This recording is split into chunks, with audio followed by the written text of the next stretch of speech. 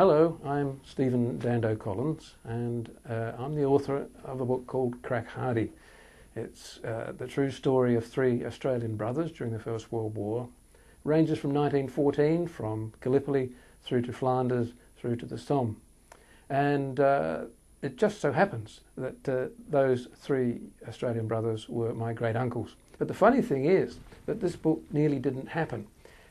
It was 20 years in the making.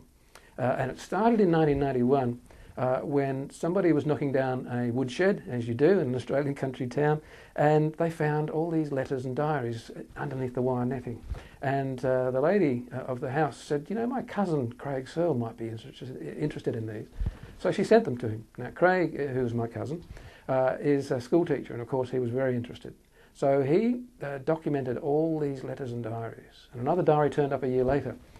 And it was the story told by Viv and Ray and Ned Searle of their experience during the First World War. Unfortunately, sadly, one of the Searle brothers died on Gallipoli. He was in the first wave on April 25th, 1915. He fought at Lone Pine. He was involved in some of the grimmest fighting.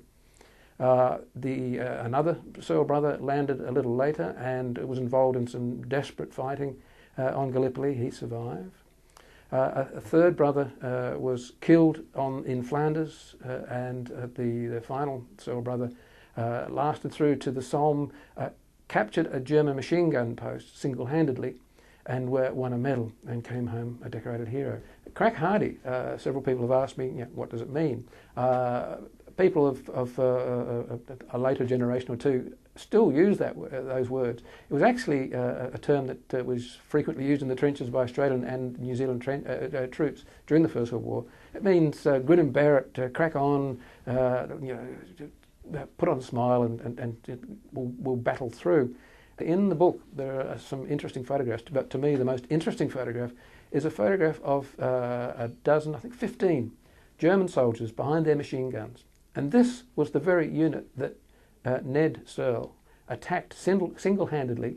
He killed 4 of them and captured the remainder.